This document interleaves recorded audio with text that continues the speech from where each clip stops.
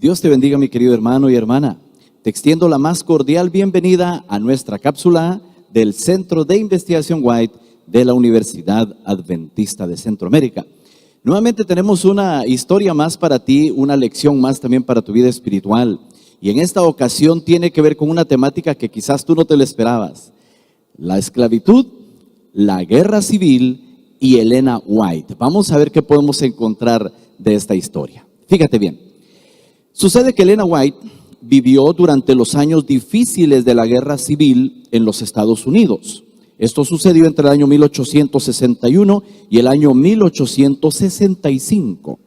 Esta fue provocada, como muchos de ustedes sabrán, por un conflicto relacionado con el tema de la esclavitud, mismo que dividió a los Estados Unidos entre los del norte y los estados del sur.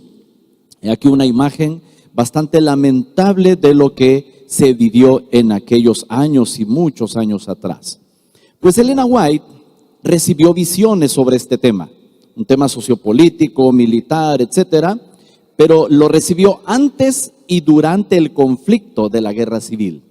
Mostraría que Dios interviene silenciosamente en los problemas de las naciones. Muchas veces nosotros nos imaginamos como que Dios no interviene o como que Dios solamente está interesado en la evangelización, pero fíjate que de manera curiosa nos vamos a dar cuenta que Él también interviene en asuntos políticos, militares y sociales de las naciones. Bueno, aquí algunas imágenes para que nos podamos remontar un poquito a aquella época, ¿sí?, donde se vivieron esos terribles días para las personas de aquel entonces. Te cuento que en enero de 1861, 3 meses antes, escucha bien, 3 meses antes de que estallara la guerra, Elena White tuvo su primera visión sobre esta desgracia en Parkville, Michigan. Dijo que esta sería una guerra larga y que algunos de los que estaban oyendo en ese momento su testimonio, pues lamentablemente perderían algunos de sus hijos en esa guerra, y justamente así pasó. Una segunda visión sobre la guerra civil se dio en la iglesia adventista de Roosevelt, en el estado de Nueva York, en el año 1861. Allí tienes una imagen de esa iglesia, de ese templo. Ella predicó justamente de ese púlpito que tú ves allí. Desde allí ella relató su segunda visión. En esa visión ella vio que la esclavitud era un serio pecado. Fíjate bien, era un serio pecado la esclavitud, y que estaba en completo contraste y oposición con las enseñanzas de Cristo. También ella vio que Dios estaba usando la guerra civil para aleccionar a ambos bandos. Al sur, por practicar la esclavitud, y al norte por su influencia dominante y que se estaba excediendo.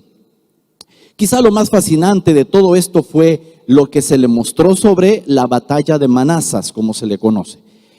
Ella vio allí que un ángel descendió, fíjate bien, que un ángel descendió, se colocó en el campo de batalla, y estando allí, el ángel hizo su mano hacia atrás.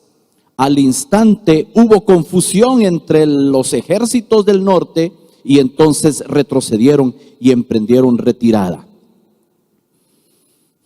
Algunas imágenes para que nos podamos ubicar en ese momento de la historia. Los ejércitos del norte pensaron que se había dado la orden de retirada, pero no fue así. Simplemente ellos empezaron a actuar y se retiraron de manera inexplicable.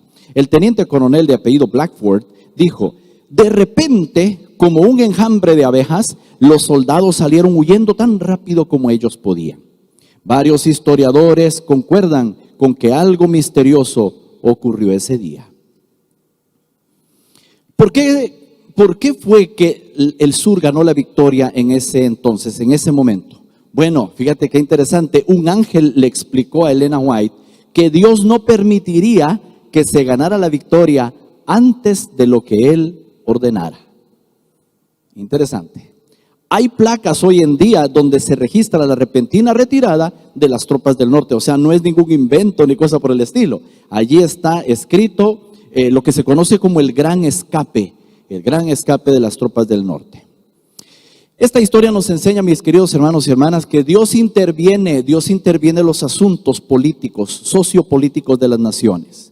Y los creyentes podemos involucrarnos de una u otra manera en asuntos sociales, con límite por supuesto, ponernos del lado de la justicia y pronunciarnos en contra de todo aquello que afecte a la sociedad.